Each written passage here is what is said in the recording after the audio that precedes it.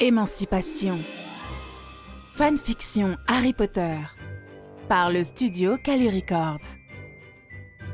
Catégorie Boys Love. Couple phare Harry Potter et Severus Snape.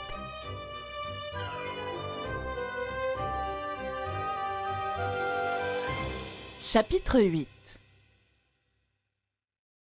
Le soleil brille avec éclat à travers les vitres de l'infirmerie, où Hermione vient de décider qu'elle est restée suffisamment longtemps allongée. À moins que ce ne soit dû au gargouillement émanant de son ventre. Avoir à nouveau de l'appétit la ravit. Le long traitement à base de potions pour réparer les tissus musculaires avait eu pour effet de le lui ôter presque complètement. Ce soir, Madame Pomme-Fraîche lui a permis de se joindre au festin de départ, à la condition qu'elle y aille doucement avec les plats trop riches et qu'ensuite elle revienne à l'infirmerie. Elle se met sur le dos et s'étire langoureusement, très heureuse d'être enfin en mesure de le faire. C'est alors qu'elle entrevoit du coin de l'œil une touche de rouge vif qui la fait s'asseoir pour en déterminer la provenance. Une douzaine de grosses roses rouges, comme elle en a jamais vu, sont érigées dans un vase en cristal. Pas de cartes, mais comme elle n'était pas là hier, au moment où elle s'est endormie, ce n'est pas difficile de deviner de qui elles proviennent. Elle regarde autour d'elle pour être sûre d'être seule, après quoi elle s'approche pour en humer leur odeur, douce et si discrètement parfaite. Elle sent ses entrailles se tordre malgré elle et en soupire. On lui a offert des tas de bonbons et des cartes de bon rétablissement, mais personne, pas même Harry, n'a songé à lui apporter des fleurs. Elle est une fille, bon sang! Une fille rationnelle et pratique, certes, mais une fille quand même. Elle aussi veut tout ça. Les fleurs, les chocolats, le parfum, les bijoux. Est-ce si difficile à comprendre? Ça y est, c'est décidé. Elle se fiche qu'il soit un Serpentard, qu'il soit le fils d'un mange-mort et qu'il ne soit pas très bien dans sa tête.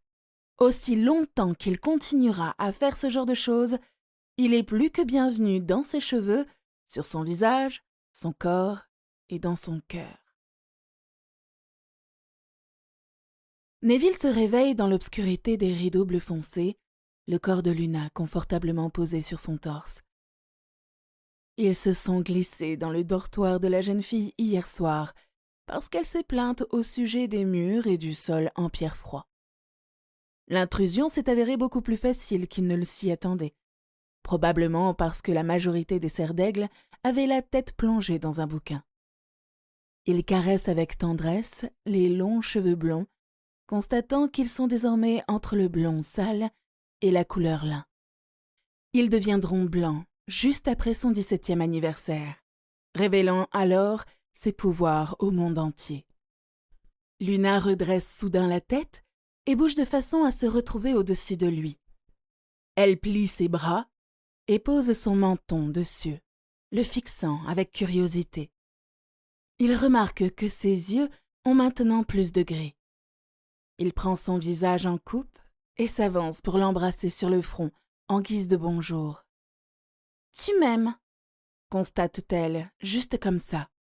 Neville sourit, amusé, parce que ça ne sert à rien de se cacher en sa présence. « Je vais demander à grand-mère de nous arranger un contrat de fiançailles. » fait-il de but en blanc, avant de bouder. « À moins que tu sois une sorcière cruelle qui n'a jamais eu d'autres intentions que celle de me briser le cœur. » Elle sourit puis l'embrasse, ce qu'il considère comme une réponse suffisante. Ou peut-être que non, alors qu'il sent une main fine s'enrouler autour de sa virilité bien matinale. Harry parcourt le journal d'excellente humeur. Pas une attaque mange-mort à l'horizon. Et il est toujours auréolé de sa victoire d'hier. Mieux encore, à moins qu'il ne se soit fait un film, Snape ne semble pas très content du directeur ces derniers temps. C'est bien ça, très bien même. De tous les hommes de main de Dumbledore, Snape est de loin le plus dangereux. Si seulement il pouvait apprendre ce qui les a amenés à s'éloigner l'un de l'autre, ou s'il pouvait espérer obtenir la loyauté de Snape. Pas dans cette vie, ni dans aucune autre en tout cas. Il ricagne pour lui-même. Cela dit, il doit bien exister un moyen pour qu'ils parviennent au moins à se comprendre. Ça vaut vraiment le coup d'essayer. Il met le journal de côté et regarde Ron et Ginny assis face à lui. « Ça vous dirait d'aller rendre visite à Hermione, à moins que tu n'aies encore une colle ?» ajoute-t-il avec un sourire innocent. « Purée, c'est pas juste !»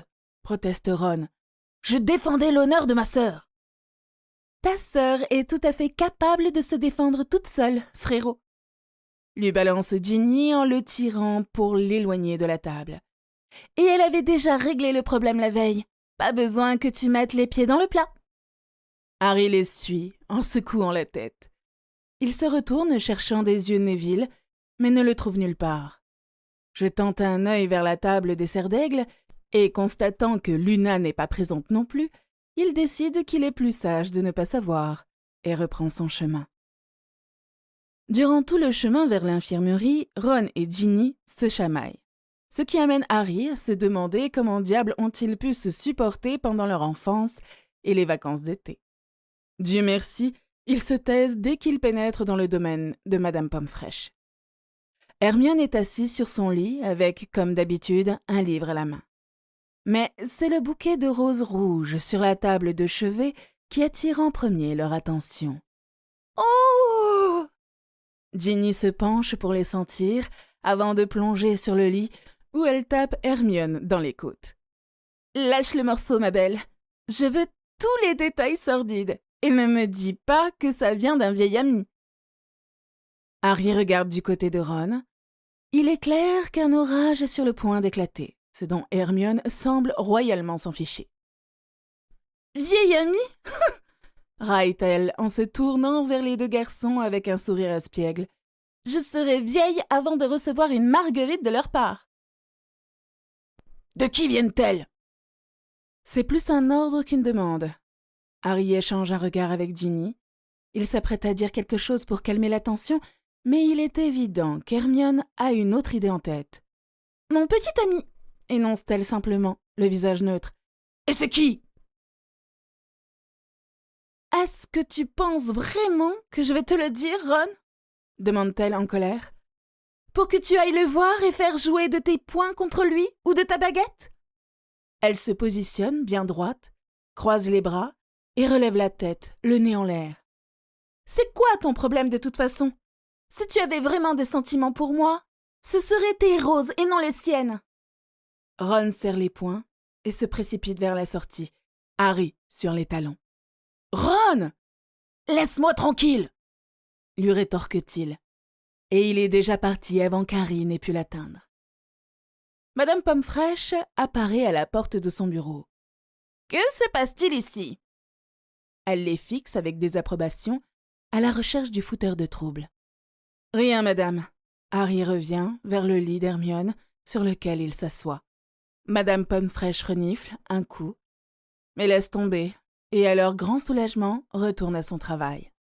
« Était-ce vraiment nécessaire ?» lui demande Harry. « Oui, ça l'était, » déclare Hermione avec force. « Ça couvait depuis trop longtemps. Il ne veut pas de moi, mais refuse que d'autres s'approchent de moi. » Elle se tourne vers Ginny.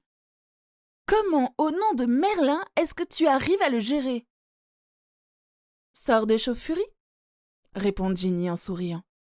Harry ne peut pas faire autrement que d'éclater de rire avec elle. Ce soir-là, Ron choisit de s'asseoir aussi loin que possible d'Hermione. C'est tellement outrancier d'après Harry, mais normal pour le rouquin quand il est en colère. Il soupire en prenant la dernière part de tarte à la mélasse. Il va lui laisser la soirée pour se calmer avant de tenter de lui faire entendre raison, espérant contre toute attente que cela aura un effet. Certes, Ron doit grandir, mais Harry décide de ne pas déjà l'abandonner. 5 ans d'amitié, ça compte. L'ambiance globale, bien que festive, n'est pas la même que d'habitude. Dans une certaine mesure, c'est comme si tout le monde était au courant que le monde dans lequel ils vivront demain n'est plus sûr. Le discours de Dumbledore est un appel à l'unité. Pour Harry, ça ne pourrait pas être plus hypocrite de donner encore la coupe à Gryffondor alors que Serdaigle est en tête des points. En regardant du côté de la table des bleus et argent, il voit clairement un grand nombre de visages en colère. C'est pourtant une bonne chose. Plus il insultera de gens, plus j'aurai des alliés. Si l'on met à part la politique, il est sacrément curieux de connaître l'identité du petit ami d'Hermione. Ginny et lui ont eu beau y réfléchir, ils n'ont pas été capables de lui arracher le nom. D'où sa conclusion qu'elle est soit embarrassée, soit pas sûre de leur réaction, et sachant qu'Hermione est rarement du genre à être embarrassée, cela signifie forcément qu'il s'agit d'un Serpentard. Si cela devait être le cas, Harry estime que ça n'est pas un problème pour lui. Il sait aussi que, pour rien au monde, Ron ne l'acceptera. Ce qui n'est pas réellement un souci, puisqu'il a déjà choisi son camp en cas de conflit à venir. Et ce n'est certainement pas celui de Ron. Le matin suivant, il s'avère que Ron a besoin d'un peu plus que d'une seule soirée. Comme s'il avait anticipé leur conversation, il s'est levé inhabituellement tôt pour terminer d'emballer ses affaires et s'est rendu au réfectoire prendre son petit déjeuner bien longtemps avant qu'Harry ne s'étire. Dean et Seamus, sidérés par son attitude, n'ont cessé de râler après lui, jusqu'à ce que Harry n'ait d'autre choix que de les mettre dans la confidence. Bien sûr, cela a débouché sur un grand nombre de ricanements et de têtes secouées de leur part. Harry espère seulement que les nouvelles mettront du temps à se répandre d'ici à l'année prochaine, faute de quoi Hermione lui fera son affaire. Après le petit déjeuner, Harry, Neville, Ginny et Luna sont en train d'attendre Hermione pour partager avec elle une carriole jusqu'à la gare. Sans faire attention au regard qu'elle récolte, elle apparaît, le vase contenant son bouquet de roses à la main, leur expliquant que ce serait dommage de les jeter. Harry ne peut qu'applaudir son côté pratique. Le trajet est bien moins confortable que les années précédentes, dû probablement au fait qu'ils sont 5 et qu'ils ont bien grandi. Pataugeant à travers la mare des malles et des boîtes à animaux, ils optent pour un compartiment vide à la queue du train et s'y installent. Patenron, qui occupe le dernier siège libre, est observé par quelques pères d'yeux emplis de tristesse. « Ne vous sentez pas coupable ?» lâche Ginny. « Il agit comme un con, et si vous voulez mon avis, il ne vaut pas la peine que vous ayez des remords. » Neville acquiesce d'un hochement de tête. « Vous ne pouvez pas faire grand-chose d'autre. C'est lui qui a un problème, pas vous deux. » Il enroule son bras autour de Luna, qui appuie sa tête contre son épaule et ouvre la dernière édition du Chicaneur, qu'elle change subitement de sens. « Va falloir que l'on fasse notre ronde ensemble tout à l'heure, » soupire Hermione. « Je suis sûre que ça va être le pied. »« Je peux aller avec toi ?» propose Harry. « Non, ça va, mais merci. Les professeurs McGonagall et Snape sont dans le train, donc ça devrait être tranquille. » Ils installent un jeu d'échecs sorciers et de batailles explosives pour passer le temps, jusqu'au moment où ils sont interrompus par la personne avec son chariot de friandises. Après avoir acheté une quantité presque obscène de bonbons, Harry revient dans le compartiment et les lâche sur son siège, commençant à s'y attaquer. « Quoi ?» fait-il en souriant face à leur étonnement. « Après tout, ça va être un long été. » Peu de temps après, Hermione s'en va vaquer à ses devoirs de préfète. Elle a à peine parcouru la moitié du couloir que Ginny se penche, un sourire de conspiratrice placardé aux lèvres. « Et si on créait une cagnotte pour parier sur qui lui a envoyé ça ?» propose-t-elle en faisant un geste en direction des roses. Tous, même Luna, affichent un sourire diabolique et sortent leur argent. Assis dans un compartiment avec ses amis, Draco est contraint d'endurer Pansy et sa tendance à envahir son espace personnel. À tel point qu'il sent poindre une énorme migraine au niveau de ses tempes. Fort heureusement, les sujets de conversation se limitent à leurs projets pour l'été et d'autres choses stupides du même acabit. Clairement, il n'est pas prêt à prendre le risque de tester son cercle d'amis, et ce, bien qu'il ait une idée de ce qu'il en résulterait. Crabbe et Goyle sont de simples suiveurs et feront ce que leur père leur demande, peu importe qu'ils appartiennent à son cercle. Pansy appartient à la même catégorie. En revanche, Blaze et Daphné seraient plus du genre à rester en dehors de ce bordel s'ils le peuvent. Il est donc fort probable que si d'aventure il se révélait, ces deux-là verraient les choses de son point de vue et le rejoindraient du côté des neutres. Quand le plus sûr face au conflit à venir. Quant aux autres de son année, Moon, Bulstrode et Not, il ne les connaît pas assez pour juger. Il jette un œil à la porte vitrée et voit Weasley passer devant leur compartiment, un air renfrogné sur le visage. Il se demande pendant un instant pourquoi celui-ci n'est pas avec Potter et Granger, avant de se souvenir du dernier gros potin de ce matin. Apparemment, la Sang-de-Bourbe a décidé qu'elle pouvait trouver mieux que Ronald Weasley. Draco ne peut que la féliciter pour son bon goût. Après tout, elle est une sorcière puissante et assez jolie pour une Sang-de-Bourbe. Il devrait d'ailleurs cesser d'utiliser ce terme en public, s'il veut tenter d'obtenir le soutien de Potter.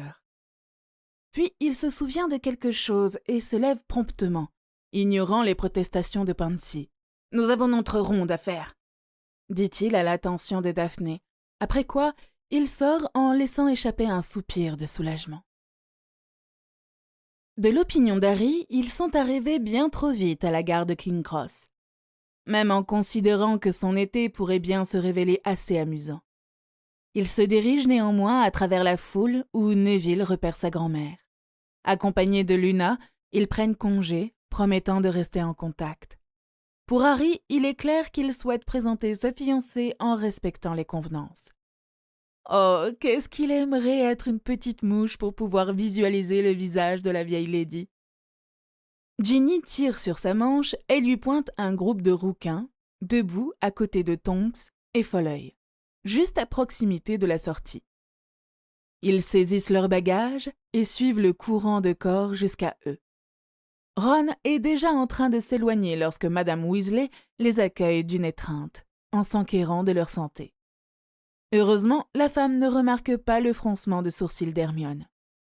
Harry commence à être sérieusement agacé par sa bêtise, mais se garde bien de le montrer devant ses parents. Ils attendent un peu que la foule se dissipe avant de se mettre en marche vers la barrière et voir les Granger pas très loin d'elle. Il semble que sa famille à lui prenne son temps. Après avoir parlé pendant un moment, ils font finalement leurs adieux. Hermione fait un câlin à Harry et à Ginny, ignorant royalement Ron. Cette fois, cela ne passe pas inaperçu aux yeux de Madame Weasley, qui se contente de les regarder l'un et l'autre d'un air incrédule. Mais ne dit rien pour autant. Peut-être aussi parce que Ginny lui mime avec sa bouche « plus tard ». Les Dursley font leur arrivée après une petite demi-heure, vraisemblablement en vue d'éviter de rencontrer des sorciers. Pas de chance pour eux cette fois. Harry reçoit une dernière accolade de la part de Ginny et de Madame Weasley, puis se fait un point d'honneur à dire au revoir à Ron, qui lui renvoie le sien marmonné du bout des lèvres. « C'est mieux que rien », songe-t-il, en prenant sa malle et la cage d'Edwige, puis en se dirigeant vers sa famille. Étrangement, Tonks, Folleuil et Monsieur Weasley le suivent. « Monsieur et Madame Dursley ?» commence Monsieur Weasley en s'adressant au couple. « Je m'appelle Arthur Weasley. Nous avons déjà eu le plaisir de se rencontrer il y a 2 ans, si vous vous souvenez. » Complètement pris de court, les Dursley le fixent, ne paraissant pas très à l'aise d'être vus en public en compagnie de cet étrange assortiment de personnes. À l'inverse, Monsieur Weasley, qui ne semble pas affecté, les regarde droit dans les yeux.